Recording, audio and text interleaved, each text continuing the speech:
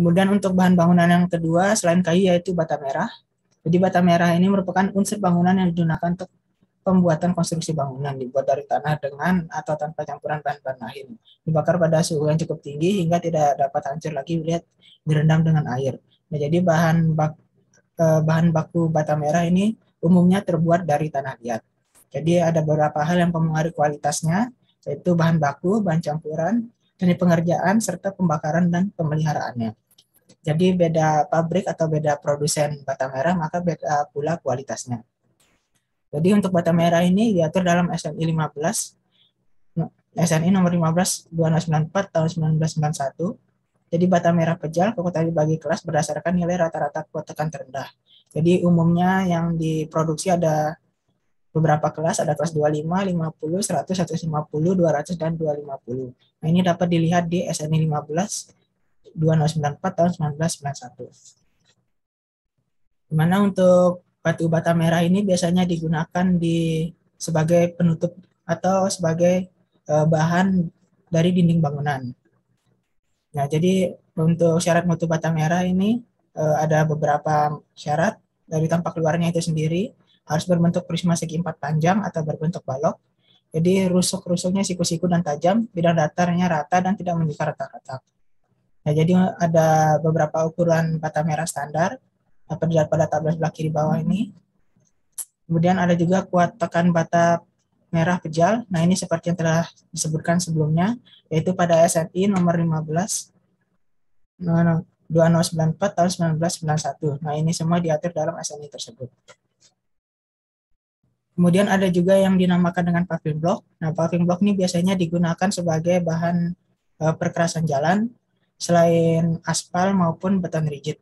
Nah, untuk paving block ini biasanya paling sering ditemukan di perumahan ataupun pada daerah industri yang biasanya lewat truk-truk angkutan berat. Nah, untuk paving block ini yaitu suatu komponen bahan bangunan dibuat dari campuran semen Portland atau bahan perekat hidrolis jenisnya, ada air, ada agregat, dengan atau tanpa bahan tambahan lainnya yang tidak mengurangi mutu paving block. Kemudian paving block ini dicetak, jadi ada cetakan khususnya, sehingga membentuk satu perut yang kuat, stabil, dan tahan terhadap beban mekanik sesuai dengan fungsinya. Nah, nanti akan dibahas mengenai beberapa bentuk paving block. Namun pada foto ini ada dua paving block, ada heksagonal atau segi 6 dan juga paving block berbentuk segi 4. Jadi untuk mutunya dibedakan juga, ada untuk jalan raya, parkir, jalan kaki, kemudian untuk taman dan penggunaan lain yang tidak menerima beban berat.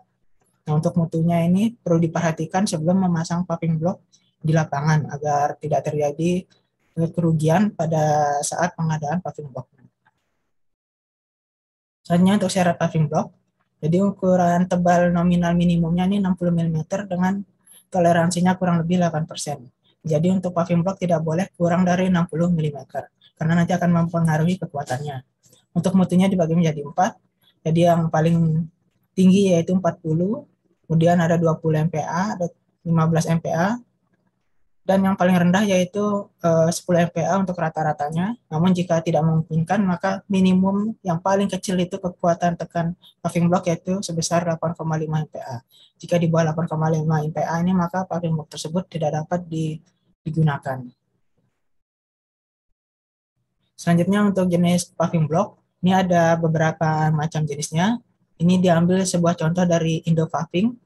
Nah, jadi Indo Paving ini memproduksi beberapa jenis paving block, seperti ada bentuknya seperti bata, heksagon atau segi 6, ada grass block. Nah, ini tengah-tengahnya ada lubang, kemudian ada kastin jepit, ada kastin duduk, grass block, ini tengahnya lubang juga, paving topi uskup. Nah, ini biasanya yang diletakkan di tepi-tepi jalan agar tepi jalannya tertutup. Kemudian ada paving cacing, ubin, trihex atau gabungan 3 heksagonal, kemudian ada kastin TKI. Nah, ini biasanya atau dapat kita sebut sebagai kerep, kemudian ada juga bus beton. Sedangkan untuk pola pemasangannya ini terdapat berbagai macam pola. Yang pertama itu tulang ikan. Nah, di mana pada tulang ikan ini pada umumnya ini sudutnya berbentuk segitiga. Nah, di mana pada sudut-sudutnya ini menggunakan atau ditutup dengan paving topi uskup. Kemudian ada juga anyam tikar, kemudian seperti susunan bata. Nah, ini untuk pola pemasangan paving tergantung atau disesuaikan dengan penggunaan pada saat di lapangan.